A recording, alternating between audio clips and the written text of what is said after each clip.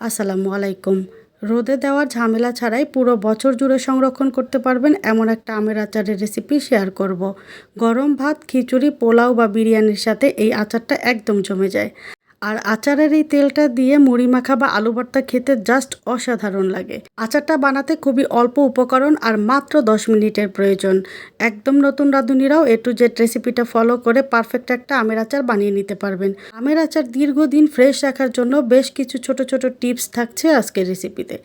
এখানে আমি 5টা কাঁচা আম নিয়েছি। আমগুলো পরিষ্কার পানি দিয়ে ভালোভাবে ধুয়ে নিয়েছি, পানিটা ঝরিয়ে নিয়েছি। এরপরেও আমে যে অতিরিক্ত পানিটা আছে একটা টিস্যু দিয়ে খুব ভালোভাবে মুছে নিব।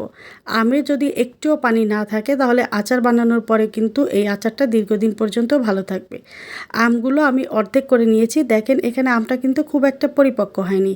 এমন কচি আম দিয়ে আচার বানাতে 5 থেকে 7 মিনিটের বেশি সময় লাগে না। আমগুলো আমি ছোট ছোট টুকরো করে কেটে নিয়েছি।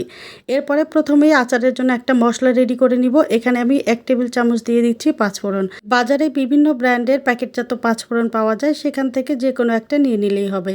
4টা দিয়ে দিচ্ছি শুকনো মরিচ আর 1 টেবিল চামচ দিয়ে দিলাম জিরা। এবার চুলার আঁচ লোয়ের থেকে সামান্য বাড়িয়ে দিয়ে মুচমুচে করে সবগুলো উপকরণ ভেজে নিতে হবে।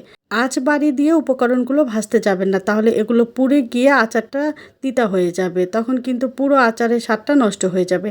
এখানে আমি উপকরণগুলো এত সুন্দর করে মুচমুচে করে নিয়েছি যে হাত দিয়ে চাপ দিলেই গুঁড়ো গুঁড়ো হয়ে যাচ্ছে। এগুলো আমি ব্লেন্ড করে নিচ্ছি, আপনারা চাইলে পাটায় পিষে নিতে পারেন। আর এখানে আমি 2.5 টেবিল চামচ সাদা সরিষা ভালোভাবে ধুয়ে খুব অল্প পরিমাণে পানি দিয়ে বেটে নিয়েছি। চাইলে এখানে কালো সরিষাও নিতে পারেন, তবে সেক্ষেত্রে কালো সরিষা একটু কমিয়ে দিবেন, ওটাতে ঝাঁজ বেশি থাকে। এরপরে চুলায় একটা কড়াইতে আমি পর্যাপ্ত সরিষার তেল দিয়ে দিচ্ছি। আজকের আচারে তেলের পরিমাণটা একটু বেশি থাকবে। আমগুলো যদি একদম তেলে ডুবে থাকে তাহলে কিন্তু আচারটা নষ্ট হওয়ার সম্ভাবনা একেবারেই থাকে না। তেল অল্প গরম করে এখানে দিয়ে দিচ্ছি 1 চা চামচ গোটা পাঁচফোড়ন, একটা তেজপাতা ছিঁড়ে টুকরো করে দিয়েছি, দুটো দিয়েছি ছোট বা সবুজ এলাচ, আর 2 টুকরা দিয়েছি দারচিনি। গোটা মশলা দিয়ে আচারটা তৈরি করলে এই আচার থেকে খুব সুন্দর একটা ফ্লেভার আসে।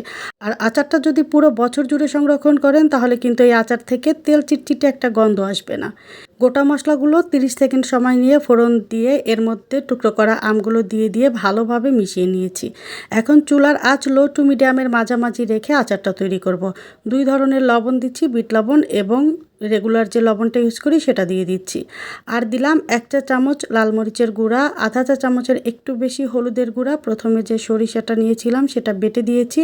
আর এখানে দিচ্ছি 1 টেবিল চামচ রসুন বাটা। আপনারা চাইলে এখানে রসুনের আস্ত কোয়াও ব্যবহার করতে পারেন, সেটা খেতে আরও ভালো লাগবে। সবগুলো উপকরণ খুব ভালোভাবে আমের সাথে মিশিয়ে নিব। চুলার আঁচ বাড়িয়ে দিবেন না, তাহলে মশলাগুলো পুড়ে যাবে আর আমটা তাড়াতাড়ি সিদ্ধ হয়ে গলে যাবে। তো এভাবে করে আমি 2 থেকে 3 মিনিট সময় নিয়ে মশলার সাথে আমটাকে ভালোভাবে রান্না করে নিয়েছি। এরপরে আমি এখানে দিয়ে দিচ্ছি পরিমাণ মতো চিনি। মিষ্টি যে যেভাবে খেতে পছন্দ করেন সেভাবে দিয়ে দিবেন। আপনার আম কতটা টক বা মিষ্টি সেটা বুঝে এখানে চিনিটা অ্যাড করবেন। আমি চিনি দিয়ে দিচ্ছি, আপনারা চাইলে চিনির পরিবর্তে গুঁড়ো ব্যবহার করতে পারেন। এবারে আলতো হাতে নেড়ে চেড়ে চিনিটা খুব ভালোভাবে মিশিয়ে নিব। 1 থেকে 1.5 মিনিট নেড়ে চেড়ে নিলেই চিনিটা খুব ভালোভাবে গলে যাবে। আমি যেহেতু তেলের আচার বানাচ্ছি তাই আমের টুকরোগুলো একটু আস্ত রাখতে চাইছি। খুব জোর হাতে নেড়ে দিলে এটা কিন্তু গলে যাবে। তো এখানে আমার চিনিটা খুব ভালোভাবে গলে গিয়েছে আর আমগুলো 90% মতো সিদ্ধ হয়ে গিয়েছে। এখন প্রথমে যে পাঁচফোড়নটা ভেজে নিয়েছিলাম সেটা গুঁড়ো করে নিয়েছি। পুরো পাঁচফোড়নের গুঁড়োটা এর মধ্যে দিয়ে দিচ্ছি। আচার বানানোর একদম শেষ মুহূর্তে ভাজা পাঁচফোড়নের গুঁড়ো দিয়ে দিবেন, এতে করে পুরো বছর জুড়ে এই আচারটা থেকে খুব সুন্দর একটা ফ্লেভার আসবে। এরপরে দিয়ে দিচ্ছি ভাজা শুকনো মরিচগুলো। দেখেন এগুলো কতটা মচমচে আছে, এরকম গুঁড়ো করে দেয়া যায়। এতে ঝালের পরিমাণটা একটু বাড়বে, তবে আমি আস্তই দিয়ে দিচ্ছি। নেড়ে চেড়ে খুব ভালোভাবে মশলাটা আচারের সাথে মিশিয়ে নিব। আমার আচারটা কিন্তু একদমই রেডি। এটাকে যদি দীর্ঘদিন সংরক্ষণ করতে চান তাহলে অবশ্যই এখানে কিছুটা ভিনেগার অ্যাড করতে হবে। ভিনেগার দিলে পুরো বছর জুড়ে আচারটা একদম ফ্রেশ থাকবে, এর মধ্যে একটুও ফাঙ্গাস পড়বে না, আর আপনি একদম ফ্রেশ আচার খেতে পারবেন পুরো বছর জুড়ে।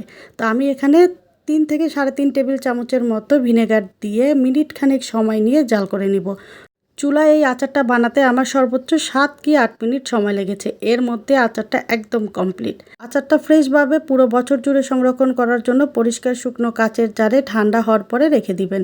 যদি তেলটা শেষ হয়ে যায় তাহলে আলাদাভাবে তেল গরম করে আচারের মধ্যে দিয়ে দিলেই হবে।